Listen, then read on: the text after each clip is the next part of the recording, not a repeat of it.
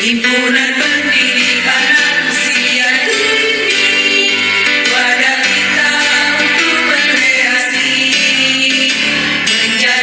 menjaga tujuan mulia, mengasuh dengan sukacita. Marilah mulai dari diri sendiri, berilmu, beriman, bertakwa, pendidik anak Indonesia, tampakkan wajah berseri, bangun jiwa raga anak Indonesia, sifat jujur ramah, ingin mencoba, bimbinglah sesuai akarnya, asuhlah sesuai budinya. Usia dini,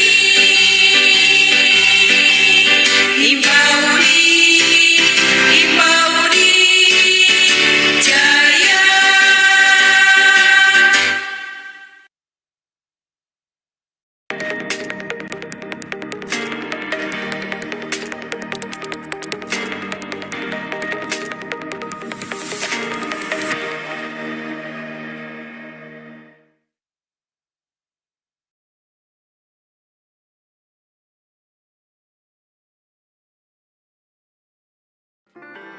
Hidup ini penuh perubahan. Ketika anak lahir ke dalam dunia ini, tentunya ada proses 9 bulan kehamilan yang harus dilalui oleh seorang ibu. Ketika anak belajar makan makanan padat, ada pula proses yang dilalui. Mulai dari minum susu ibu, makan makanan lunak, hingga akhirnya makanan padat.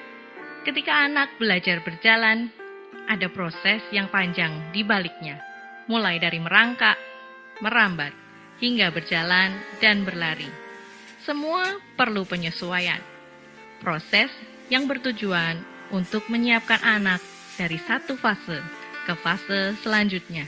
Namun, ketika anak masuk ke sekolah, tampaknya proses ini seringkali terlupakan. Ada jurang besar yang harus dilompati anak untuk bisa sukses di SD. Banyak kemampuan dan keterampilan yang dituntut mampu dilakukan anak, bahkan di luar kapasitas mereka. Masa transisi ini bukanlah masa yang mudah bagi anak, karena terdapat berbagai perbedaan tuntutan antara di PAUD dengan SD. Peraturan dan kebijakan di SD berbeda dengan PAUD, sehingga anak dituntut untuk dapat melakukan berbagai penyesuaian secara cepat dan tepat yang kemudian memunculkan tekanan bagi anak. Lingkungan belajar yang mendukung penguatan transisi PAUD ke SD adalah lingkungan belajar yang mampu membangun jembatan yang layak agar anak didik kita dapat aman dan nyaman berjalan hingga mencapai kesiapannya bersekolah. Untuk dapat turut membangun jembatan, kita perlu satu persepsi dan satu visi mengenai apa yang dimaksud dengan praktik pembelajaran yang menguatkan transisi PAUD ke SD. Namun, bayangkan apabila jembatan ini patah. Halo? Selamat siang, Bu. Saya ingin tahu bagaimana kabarnya Bunga. Sudah 1 minggu ini tidak masuk sekolah. Sehat-sehatkah, Bu? Lah, saya yang harusnya nanya ke Bu Guru. Kok anak saya nggak mau sekolah, kenapa ya? Setiap pagi nangis-nangis histeris dan nggak mau berangkat sekolah. Oh, gitu ya, Bu. Ibu nanya nggak sama Bunga kenapa dia tidak mau masuk sekolah? Iya, tapi jawabannya tuh nggak jelas.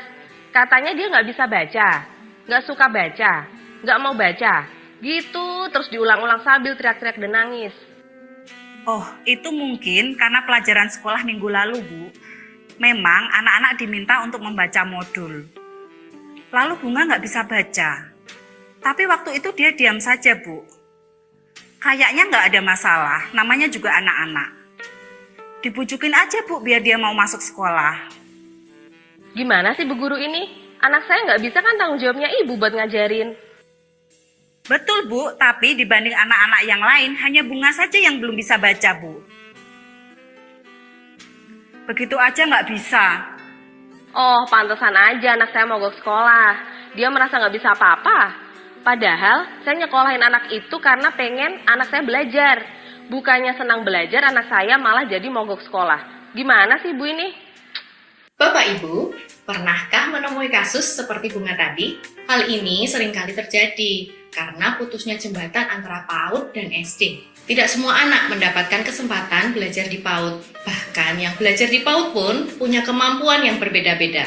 Namun, begitu masuk SD, semua anak diharapkan punya kemampuan yang sama dan setara. Inilah definisi jembatan yang patah, sehingga sangat sulit untuk anak berhasil di tingkat SD. Bagaimana sih caranya memastikan jembatan ini kokoh dan siap menghantarkan siswa-siswi sukses di jenjang SD? Caranya, ya jangan terburu-buru, langsung menuntut anak sudah bisa ini dan itu di minggu-minggu pertama sekolah. Beri kesempatan anak berproses dulu. Mari kita mulai dari praktek pembelajaran di masa perkenalan. 2 minggu pertama sekolah merupakan gerbang pertama peserta didik memasuki pendidikan sekolah. Sehingga ada 2 hal yang perlu terjadi. Pertama, perkenalan peserta didik dan orang tua dengan lingkungan barunya. Kedua, perkenalan sekolah dengan peserta didik barunya. Pentingnya 2 minggu pertama sekolah sebagai bentuk nyata transisi PAUD ke SD pun menjadi salah satu indikator kinerja dalam mengukur seberapa baik satuan memberikan layanan penguatan transisi PAUD ke SD.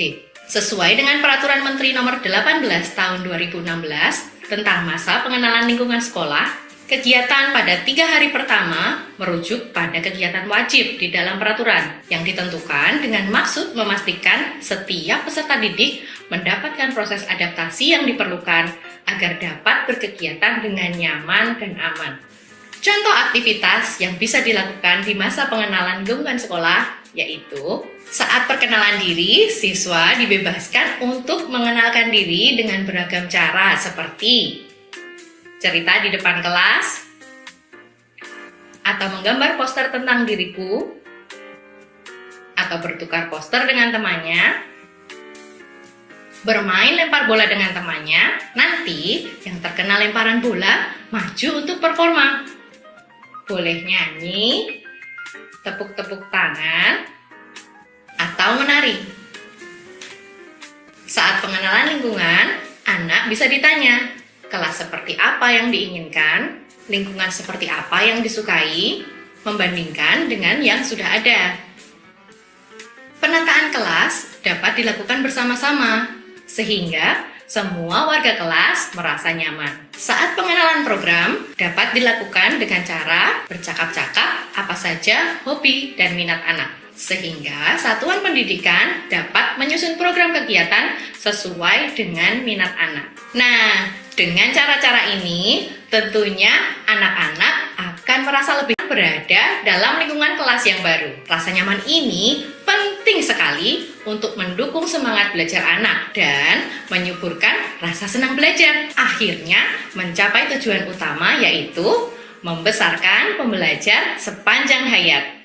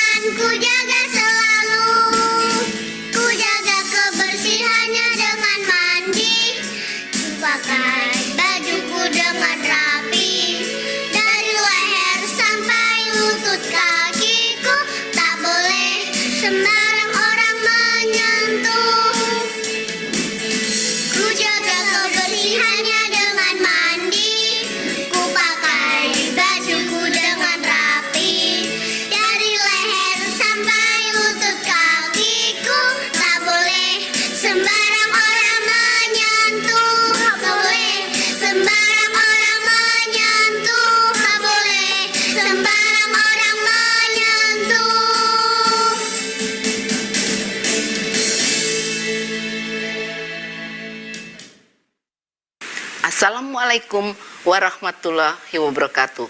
Salam sejahtera untuk kita semua. Shalom, Om Swastiastu, Namo Buddhaya, salam kebajikan.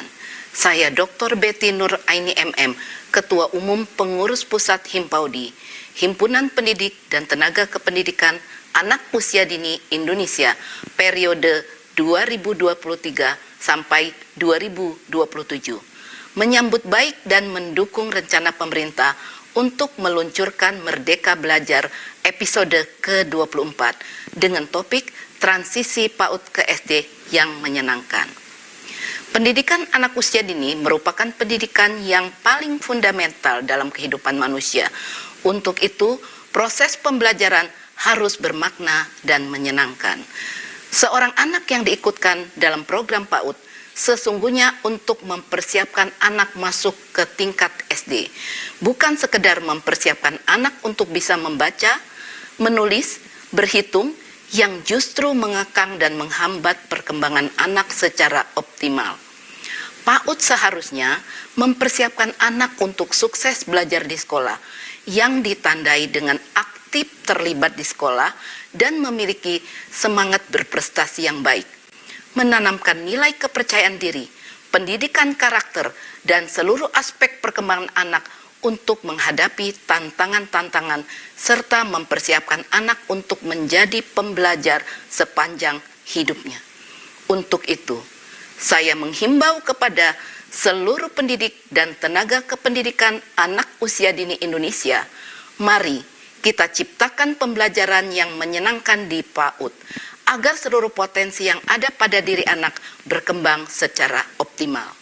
Demikian, wassalamualaikum warahmatullahi wabarakatuh. Salam cinta anak usia dini, Himpaudi Jaya.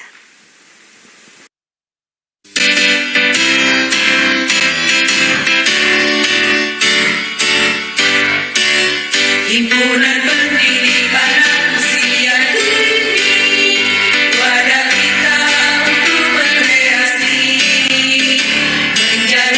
menjaga tujuan mulia, mengasuh dengan sukacita. Marilah mulai dari diri sendiri, berilmu, beriman, bertakwa, pendidik anak Indonesia, tampakkan wajah berseri, bangun jiwa raga anak Indonesia, sifat jujur ramah, ingin mencoba, bimbinglah sesuai akarnya, asuhlah sesuai budinya. Usia dini, Himpaudi, Himpaudi Jaya.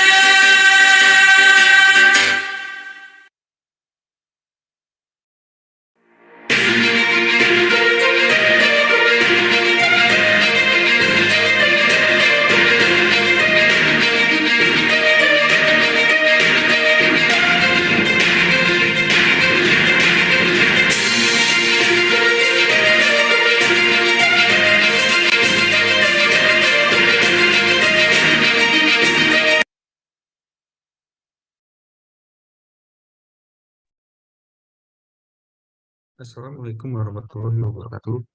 Selamat pagi, salam sejahtera untuk kita semua. Selamat pagi Laskar PAUD Indonesia. Selamat pagi Laskar Himpaudi dimanapun ayahanda dan bunda berada. Kita berjumpa lagi di Himpaudi TV, suara TV Himpaudi yang mengudara setiap hari, hanya di YouTube channel Himpaudi TV.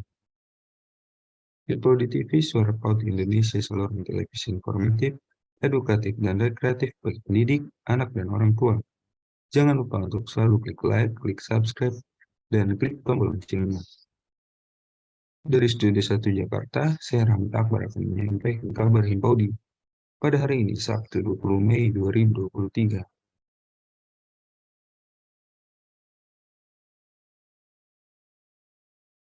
Pada hari Selasa, 16 Mei 2023, Himpaudi TV kembali menampilkan talkshow Himpaudi dengan tema yaitu asyiknya jurnal pagi dengan narasumber yaitu Dr. Anda R. Dewi Rini S., Ketua Pengelola Pelangi Bangsa Kecamatan Cakung, Jakarta Timur. Acara ini dipandu oleh Bunda Widiasih Yogasara SPD. Pada hari Rabu 17 Mei 2023, Himpaudi TV kembali menampilkan talkshow Himpaudi dengan tema yaitu menyusun strategi pelaporan hasil belajar pada orang tua dengan narasumber yaitu Dewi Agustiana MPD, Ketua Departemen HK. Acara ini dipandu oleh Bunda Rati Yuliastina SPD. Pada hari Kamis 18 Mei 2023, Himpaudi TV kembali menampilkan talkshow Himpaudi dengan tema yaitu peran ayah dalam pendidikan anak dengan narasumber yaitu Purwanto, pengelola KBIT Al-Mawadah. Acara ini dipandu oleh Bunda Haja Risni Julaini, Yuhan SP MSTAT. Kemarin Jumat 19 Mei 2023, Himpaudi TV kembali menampilkan talkshow Himpaudi dengan tema yaitu merencanakan pembelajaran yang menguatkan transisi PAUD ke SD dengan narasumber yaitu Seni Septiani Arifin SPD, Kepala TK Darul Fikri Kabupaten Bandung Barat. Acara ini dipandu oleh Bunda Nuraini SPD. Dan pada hari ini, Sabtu 20 Mei 2023, Himpaudi TV akan kembali menampilkan talkshow Himpaudi dengan tema yaitu membangun kemampuan fondasi secara holistik dan bertahap sejak PAUD hingga SD dengan narasumber itu Bob Syahrizal Ghazali SE, SPD, YF, Ketua Bidang Pengelola dan Penyebaran Informasi KGBN Kabupaten Jember. Acara ini dipandu oleh Bapak Dede Rusyadi ABD. Demikian berita Himpaudi untuk hari ini. Saya Rahmat Akbar mengabarkan untuk Suara Himpaudi TV. Selanjutnya kita akan bergabung dengan Bapak Dede Rusyadi sebagai pembawa acara talkshow Himpaudi TV kita pagi ini. Selamat menyaksikan.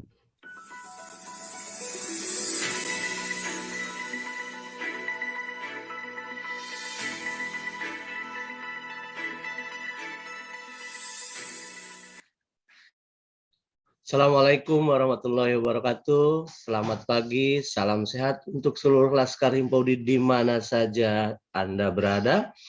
Dan untuk siapapun yang menyimak acara kita hari ini, Talkshow Himpaudi TV, yang mengudara setiap hari di saluran Himpaudi TV, saluran informatif, edukatif, dan rekreatif bagi pendidik, guru, dan orang tua. Teman-teman di seluruh tanah air, hari ini bertepatan 20 Mei 2023, kita semua sudah maklum hari apa ini, tentu sangat hari spesial, di mana bangsa dan rakyat Indonesia memiliki keterpautan sejarah tidak lepas dari tanggal 20 Mei ini, yaitu sebagai Hari Kebangkitan Nasional. Dan hari ini kita kehadiran salah seorang narasumber yang luar biasa, yang akan memberikan materi tentang membangun kemampuan fondasi secara holistik dan bertahap sejak PAUD hingga sekolah dasar. Bersama narasumber kita yaitu Bapak Bob Syahrizal Ghazali SE, SPD, GR. Beliau adalah seorang guru, calon guru penggerak angkatan ke-7, narasumber berbagai praktek baik IKM, dan narasumber transisi PAUD SD. Dan satu lagi, beliau adalah Ketua Bidang Pengelola dan Penyebaran Informasi KGBN Kabupaten Jember. Apa itu KGBN? Nanti kita berkenalan langsung dengan Pak Bob Syahrizal Ghazali. Pak Bob, selamat pagi. Assalamualaikum. Selamat pagi, waalaikumsalam warahmatullahi wabarakatuh, Bapak Dede. Ya, terima kasih Pak Bob sudah hadir pagi ini. Saya dari Studio 2 Banjarmasin, ini yang bertatap muka langsung dengan Pak Bob ya. Pak Bob, sebelum mulai, barangkali perlu dijelaskan kepada teman-teman, apa itu KGBN nih? Jangan-jangan kayak kantor berita apa atau apa gitu ya, KGB gitu. Supaya teman-teman lebih kenal lagi. Nah, ini kita berada di hari spesial Pak Bob, 20 Mei, jadi luar biasa. Silakan Pak Bob. Iya, KGBN ini adalah Komunitas Guru Belajar Nusantara. Sebuah komunitas bagi guru yang ingin terus belajar, mengembangkan diri. Dan KGBN ini adalah sebuah komunitas atau orprov ya, organisasi profesi guru yang sudah berada di banyak kabupaten dan provinsi di Indonesia gitu. Oke, Kalau luar biasa.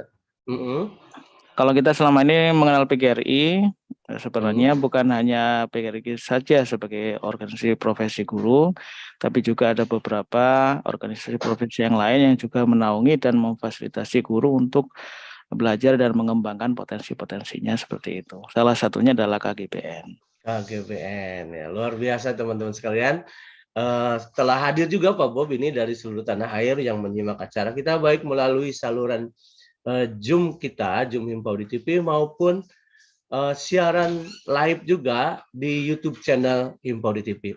Pak Bob, sesuai tema atau topik kita hari ini, membangun kemampuan fondasi secara holistik dan bertahap sejak PAUD hingga SD. Nah, kira-kira hal-hal krusial apa? Mungkin silakan Pak Bob sampaikan.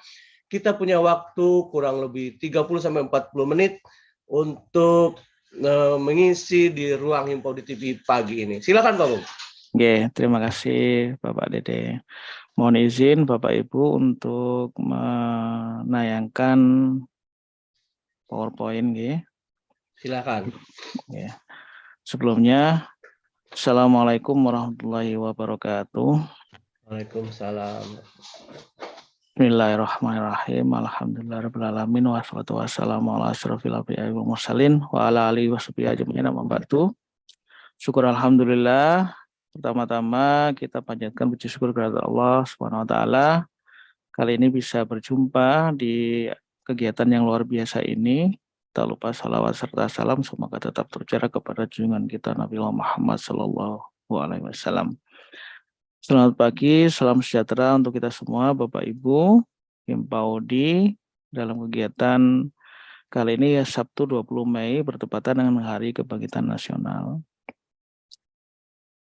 Kali ini kita coba untuk saling berbagi ya tentang bagaimana membangun kemampuan fondasi secara holistik dan bertahap mulai dari PAUD hingga SD awal. Kita lihat bahwa ada beberapa karakter yang tidak sama antara PAUD dengan SD. Oleh karena itu butuh adanya jembatan. Dan tidak bisa kita itu kemudian menjadikan anak itu seolah-olah melompat dari PAUD kepada SD. Itu yang mungkin di beberapa keadaan kita temui. Perlu adanya kesiapan sekolah dan juga transisi.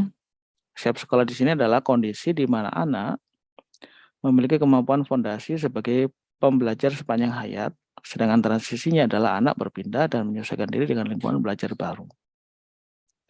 Yang dimaksud transisi PAUD SD di sini adalah bahwa yang terbaik anak itu tidak perlu terlalu banyak melakukan penyesuaian sebagai akibat dari perpindahannya. Kalau kita tahu selama ini di PAUD ya, itu anak-anak banyak riangnya dengan bermain, bernyanyi, dan melakukan beberapa hal yang tentunya bermakna. Sementara kalau di SD, itu kita cenderungnya sudah mulai ada dorongan anak untuk sepenuhnya bisa calistung. Gitu. Padahal kita tahu bahwa tidak semua anak itu mendapatkan pembelajaran di PAUD. Dan kalaupun mendapatkan pembelajaran di PAUD, anak juga memiliki keragaman kemampuan yang didapatkan. Nah, kita lihat di sini bahwa transisi PAUD SD yang digulirkan oleh Kemendikbudristek itu memenuhi hak anak. Yang pertama adalah laju perkembangan anak berbeda-beda. Faktor gizi, kemudian kualitas pendidikan sebelumnya, dan beberapa hal lain. Kemudian juga yang kedua, kesempatan belajar anak berbeda-beda. Bisa jadi antara kota dengan di desa, bisa jadi antara satu kabupaten dengan kabupaten yang lain, antara provinsi satu dengan provinsi yang lain, itu tidak memiliki kesamaan. Kemudian bahwa titik berangkat anak itu tidak sama. Namun kita berharapnya anak mendapatkan hak yang sama ketika mereka sudah masuk ke sekolah. Nah, ini yang perlu kita persiapkan untuk tahun ajaran 2023-2024. Yang pertama, ketika PPDB ini SD tidak melakukan tes Calistung sebagai prasyarat untuk masuk SD. Kemudian pada 2 minggu yang pertama, ini ada kegiatan 3+7 atau yang kita sebut sebagai 10 hari pertama anak berada di SD. Apa itu? 3 itu adalah MPLS-nya, sementara 7-nya adalah asesmen awal atau berkenalan dengan profil dari anak tersebut. Sejauh mana sih kemampuan pondasi yang sudah tercapai? Apakah sebelumnya sudah pernah mengenyam PAUD atau belum? Dan kalaupun sudah, bagaimana tingkat atau hasil dari perkembangannya selama di PAUD?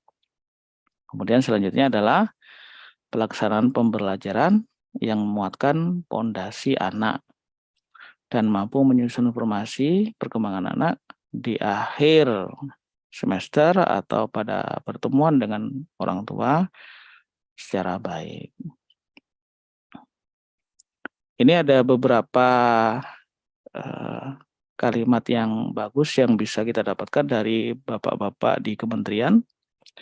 Yang pertama adalah bahwa kementerian sudah menyiapkan alat bantu pembelajaran di PMM yang bisa membantu guru-guru dalam memahami praktik pembelajaran yang perlu terjadi di PAUD dan SD kelas awal.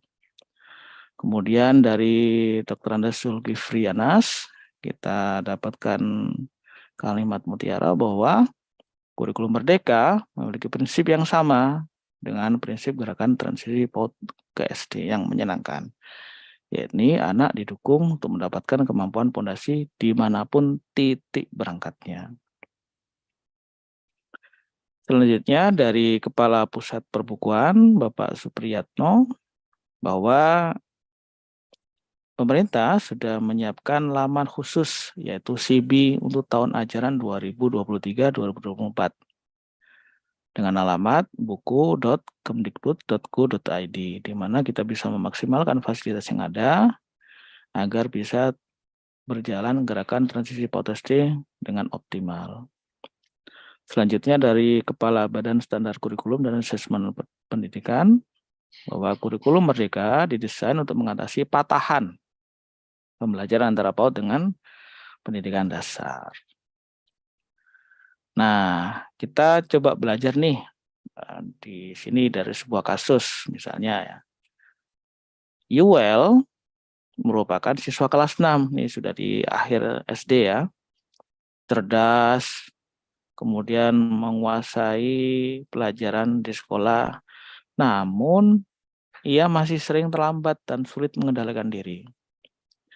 Ia sering tidak mengerjakan tugas tepat waktu atau mangkir dari kelas.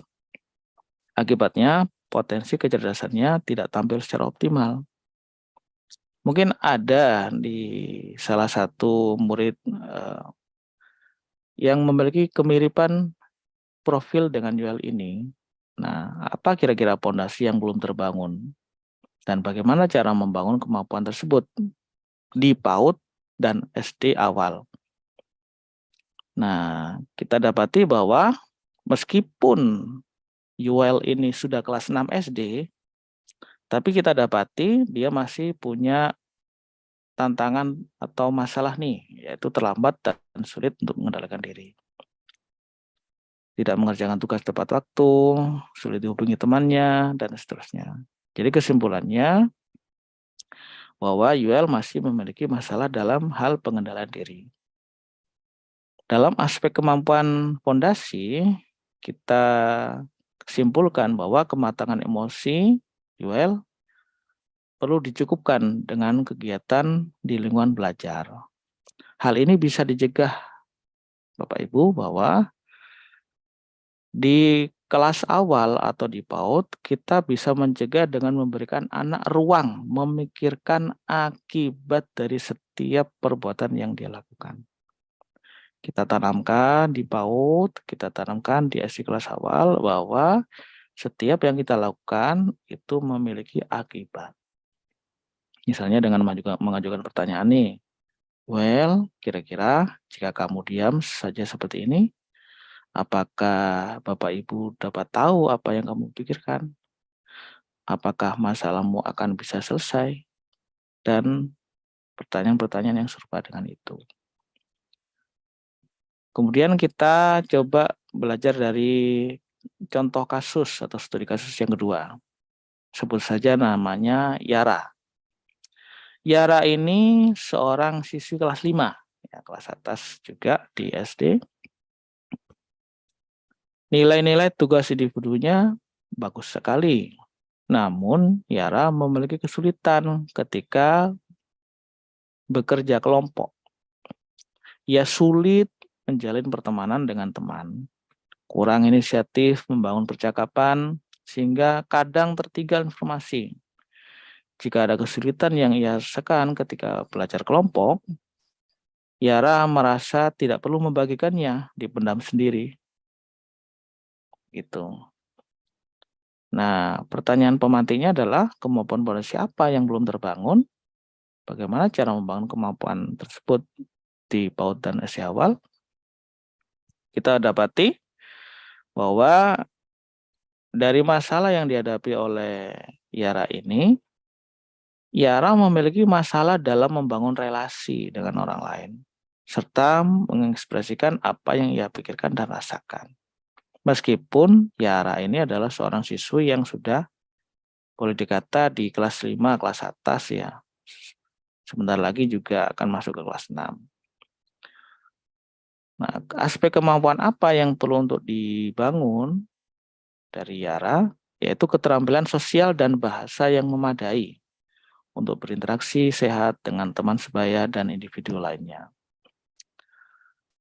Yang perlu kita bangun atau kita cegah hal yang terjadi pada Yara sebelum hal itu terjadi adalah dengan membangun pondasinya di PAUD dan di SD kelas awal.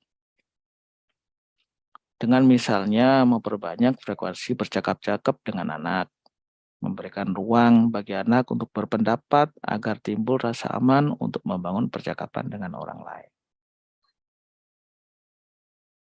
Nah, bagaimana 6 kemampuan fondasi dan kaitannya dengan aspek lain?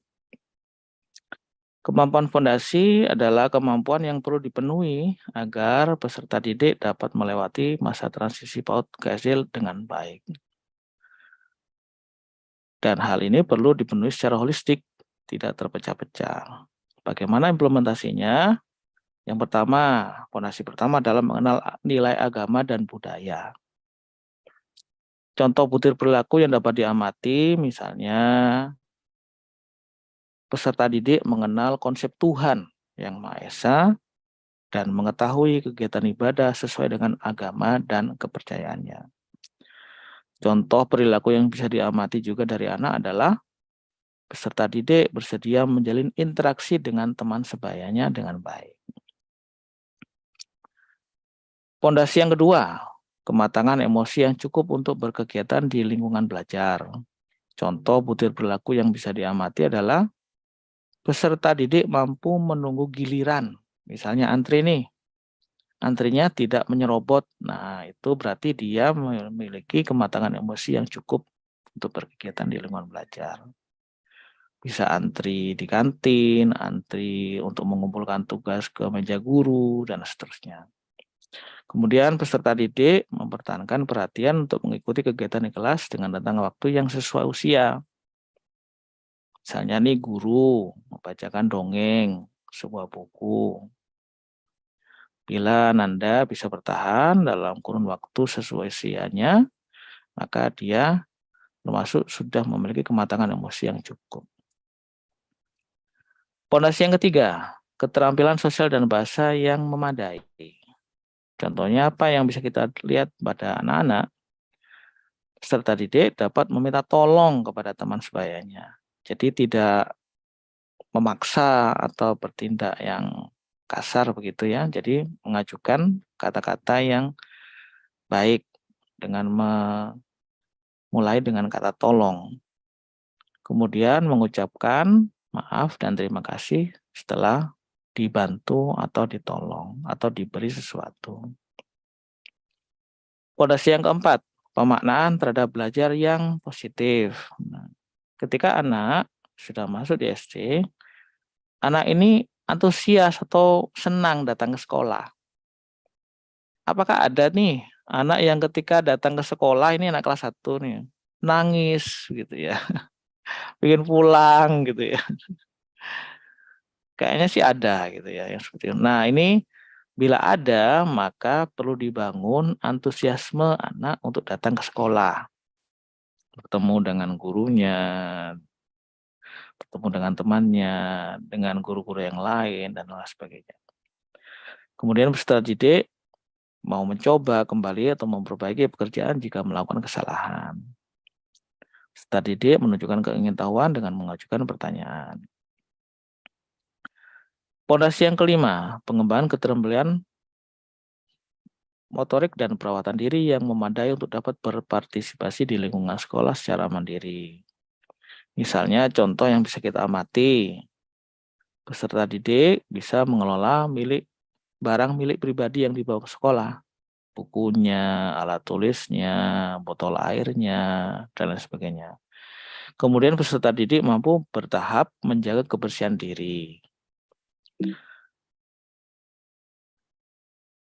Yang keenam adalah kematangan kognitif yang cukup untuk melakukan kegiatan belajar seperti dasar literasi numerasi, serta pemahaman dasar mengenai cara dunia bekerja. Misalnya, mampu menyimak dan menyampaikan gagasan sederhana.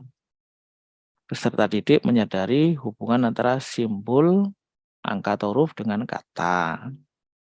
Peserta didik mampu membilang jumlah benda atau objek dan menggunakan angka sebagai simbol jumlah objek atau benda. Nah, Bapak Ibu, bahwa kita perlu memahami, membangun pondasi anak itu seperti halnya kita membangun rumah. Tentu tidak bisa simsalabim. Kita perlu berproses, anak juga perlu berproses untuk bisa membangun pondasi dalam mengarungi dunia pembelajaran. Contohnya nih, bagaimana kita berharap anak dapat mengelola emosi bila ia tidak tahu yang namanya marah, senang, sedih, dan seterusnya. Kemudian bagaimana kita berharap anak dapat berhitung 3 tambah 2 sama dengan 5 bila ia belum mampu memahami bahwa 3 adalah 3 objek atau benda dan 2 adalah 2 objek atau benda. Nah, menyusun kemampuan pondasi itu bertahap, Bapak Ibu. Apa saja tahapannya? Nah, begini. Berurutan dari konkret ke abstrak. Contohnya adalah, misalnya berhitung ya, dengan mengenalkan objek nyata dulu. Boleh bola, boleh batu, atau lidi, atau buku, pensil, dan seterusnya. Kemudian ke yang abstrak. Misalnya simbol-simbol angka. Kemudian pengurutan deduktif. Mulai dari yang umum ke yang khusus atau spesifik. Misalnya tentang apa itu hewan. Kita kenalkan dengan konsep hewan yang ada di sekitar kita dulu, di sekitar sekolah, di sekitar rumah.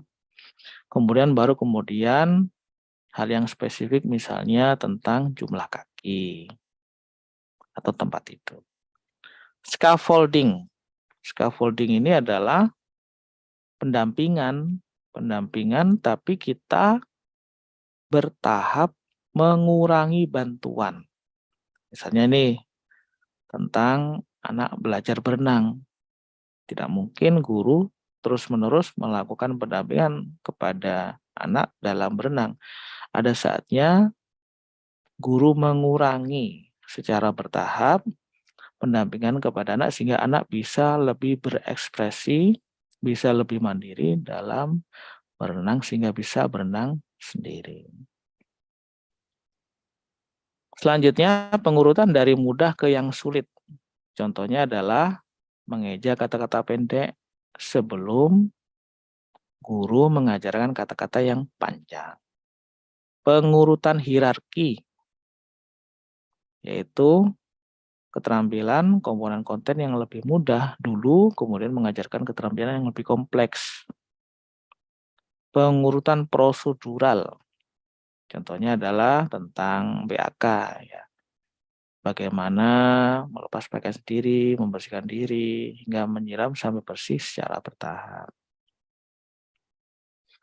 Ini contohnya nih, contoh nih ya. Contoh kemampuan pondasi yang akan dibangun adalah kematangan emosi yang cukup untuk berkegiatan di lingkungan belajar.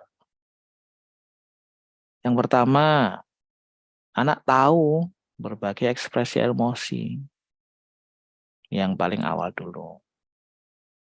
Selanjutnya, setelah tahu, anak diharapkan bisa membedakan ragam emosi menggunakan objek konkret, mungkin dengan gambar, atau mungkin foto, dan seterusnya. Kemudian setelah tahu, anak mengenal dan bisa menyebutkan nama-nama emosi.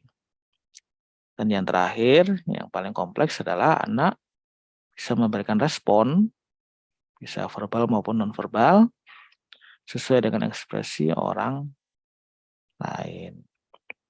Jadi perunutan dari konsep yang umum ke yang khusus, itu bisa kita lihat pada kemampuan pondasi ini. Selanjutnya adalah tentang misalnya contoh ya, kemampuan pondasi tentang kognitif yang cukup untuk melakukan kegiatan belajar seperti dasar literasi, numerasi, serta pemahaman dasar mengenai cara dunia bekerja.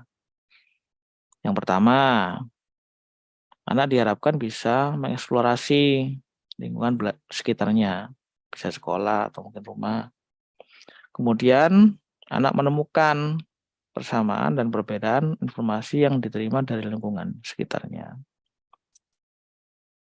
Kemudian yang ketiga, semakin kompleks lagi, anak secara mandiri mau mencoba melakukan hal-hal baru yang ada di lingkungan sekitarnya. Dan yang keempat, anak bisa membuat hasil karya secara berkelompok. Perunutan ini berlandaskan pada fase eksplorasi anak usia dini, mulai dari hal yang umum ke lingkungan yang spesifik dalam menciptakan karya secara berkelompok. Urutan selanjutnya, contohnya adalah tentang kemampuan fondasi, pengembangan keterampilan motorik, dan perawatan diri yang memadai untuk berpartisipasi di lingkungan sekolah secara mandiri. Nah, yang pertama, anak dapat menyebutkan karakteristik diri yang bersih. Bersih itu gimana sih? Mungkin giginya itu tidak didapati adanya makanan. Kemudian tidak ada kotoran yang menempel di tubuh, atau mungkin tidak ada noda di dalam baju. Selanjutnya kemampuan kedua adalah anak bisa melakukan kegiatan bina diri. Misalnya cuci tangan, gosok gigi, memakai pakaian bersih dengan bantuan orang dewasa. Kemampuan yang ketiga, anak melakukan kegiatan bina diri seperti yang tadi, seperti yang awal juga sama, tapi secara mandiri. Kalau di kemampuan kedua adalah dibantu orang dewasa. Sementara kemampuan ketiga adalah secara mandiri. Dia mencoba untuk cuci tangan, BAK sendiri, gosok gigi, dan seterusnya. Dan kemampuan yang keempat atau yang paling kompleks adalah anak berpartisipasi aktif, membersihkan diri sendiri dan lingkungan sekitarnya. Jadi perunutannya seperti itu. Selanjutnya, oke, seperti itu untuk penyampaian materi. Terima kasih Bapak Ibu, semoga bermanfaat. Saya kembalikan kepada Bapak Dede. Oke Pak Bob, luar biasa. Jadi tadi seperti disampaikan bahwa ternyata ada semacam ceruk gitu ya, yang tidak serta-merta anak-anak kita dari TK, dari PAUD itu lompat begitu saja ke SD, tetapi perlu ada jembatan. Ya, sehingga ibaratnya kalau lompat mungkin bisa keseleo, bisa apa gitu ya, bahkan bisa patah, bisa patah. Anaknya nggak mau sekolah gitu kan, mungkin bisa jadi trauma dalam seumur hidupnya. Karena itu kita penting sekali membuat transisi ini smooth ya, menyenangkan. Anak-anak justru menjadi lebih enjoy, menjadi lebih tertarik gitu. Mungkin itu maksudnya dari masa transisi ini, begitu Pak Bob? Betul sekali Bapak Dede. Kalau kondisi di mana, di Jember atau di Jombang nih Pak Bob nih? Di Jember. Di Jember sendiri bagaimana nih pelaksanaan program ini? Alhamdulillah hari Rabu lalu itu pada tanggal 17 ya, 17 Mei itu kami serentak sekabupaten telah melaksanakan BIMTEK atau pelatihan atau sosialisasi transisi PAUD SD untuk guru kelas 1 di setiap kecamatan se-Kabupaten Jember gitu. Dan insya Allah siap. Oke Pak Bob, ini banyak teman-teman yang ngasih chat gitu kan. Ada Ibu Risa Diarni katanya alhamdulillah bisa menyimak tidak sengaja. Ibu Risa tidak sengaja katanya di YouTube bisa bagi materi katanya ya. Bu Risa, kita tayang setiap hari di Zoom meeting Impau di TV, dan Anda kalau yang tidak sempat nonton siaran langsungnya bisa menyimak di YouTube channelnya. Ada juga ini Pak Bob dari Ibu Zeko Lengkong. Zekonya Lengkong nih apa nih? Nah, ini materinya aktual, dapat diaplikasikan dalam aktivitas pembelajaran PAUD. Ya, juga ada dari Ibu Sawad atau Bapak Sawad. Assalamualaikum, waalaikumsalam. Kenal dari saya, Sawad, Kabupaten Kuningan, Jawa Barat. Mana ini ya? Ada juga ini dari Langsa Aceh. Wah, bergabung ya. Dari Langsa Aceh, dari Cibimbin. Cibimbin ini kalau nggak salah di Kuningan juga nih. Saya pernah ke Cibimbin. Nah, jadi banyak yang mengapresiasi Pak Bob. Ini ada juga dari Ibu Reni Sihwilujeng dari Himpau di Jakarta Timur. Nah, teman-teman di seluruh tanah air, demikian tadi Ibu Reni kayaknya mau ada yang disampaikan. Oh, enggak.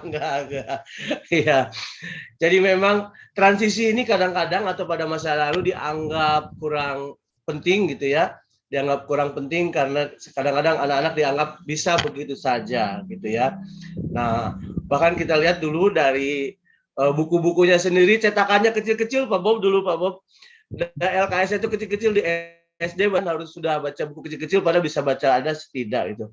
Nah, insya Allah dengan program transisi ini yang nampaknya serentak di seluruh tanah air gitu ya, di seluruh tanah air, bisa pembelajaran kita bisa menjadi lebih baik. Pak Bob, sebelum kita akhiri mungkin ada hal-hal yang ingin disampaikan untuk di penghujung acara Himpau di TV kita hari ini. Silakan Pak Bob. Ya, Kementerian atau Kemendikbudristek sudah membuka fasilitas seluas-luasnya, baik untuk Dinas Pendidikan Kabupaten, untuk unit pendidikan, dan untuk guru dalam rangka menjalankan gerakan transisi PAUD SD se-Indonesia. Fasilitas-fasilitas itu bisa digunakan secara maksimal dan insya Allah tidak akan mendapati kesulitan karena tersedianya di berbagai platform. Gitu. Ada YouTube, ada situs transisi PAUD SD sendiri yang bisa diakses, yang bisa dilihat panduannya, ada buku, ada PMM gitu. Dan juga ada BIMTEK atau pelatihan khusus guru PAUD dan guru kelas 1 atau kelas 2 atau kelas awal atau fase A yang akan dilaksanakan di setiap kabupaten. Harapannya ke depan pendidikan kita menjadi lebih baik, anak-anak yang akan transisi dari PAUD ke SD bisa berjalan dengan menyenangkan. Mereka yang selama ini mungkin mendapatkan hal-hal yang seru di PAUD juga bisa mendapatkan hal-hal yang seru di SD seperti itu, sehingga 6 pondasi, kemudian bagaimana format MPLS dan asesmen awal serta ketiadaan tes PPDB itu bisa menjadi sebuah awal bagi perubahan pendidikan kita ke depan menjadi lebih baik. Saya kira seperti itu Bapak Dede. Oke, terima kasih Pak Bob dan teman-teman di seluruh tanah air yang menyimak acara kami, baik melalui saluran Zoom Himpau di TV maupun YouTube channel Himpau di TV. Saya ucapkan terima kasih selalu pembawa acara dan terima kasih terkhusus kepada Pak Bob. Bunda Ana, kita akan memberikan penghargaan kepada Pak Bob. Silakan Bunda Ana. Masya Allah, Kang Dede. Assalamualaikum warahmatullahi wabarakatuh. Selamat pagi, Pak Bob yang ada di Jember. Waalaikumsalam, selamat pagi.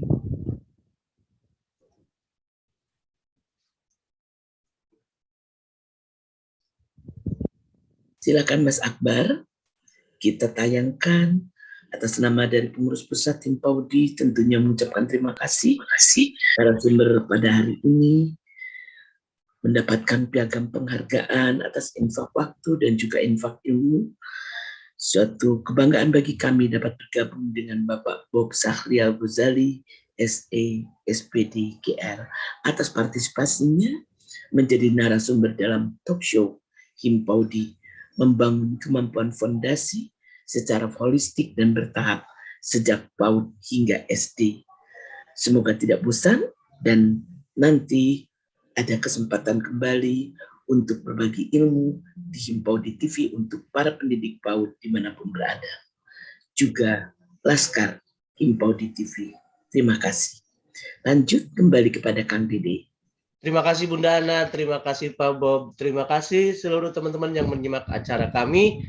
Dari Studio 2 Banjarmasin, kita kembali ke Studio 1 Jakarta. Bagi teman-teman yang menyimak acara ini bisa mendapatkan materi, kemudian sertifikatnya, silahkan sebagaimana ditayangkan oleh di alamat yang ditayangkan oleh Mas Haki. Silahkan Mas Haki, kembali ke Studio 1 Jakarta.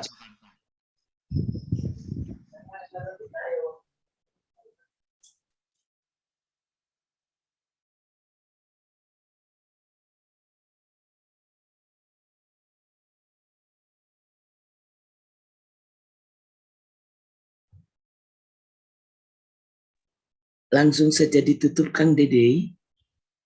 Ya, demikian siaran kita hari ini, teman-teman. Terima kasih. Assalamualaikum warahmatullahi wabarakatuh. Waalaikumsalam warahmatullahi wabarakatuh.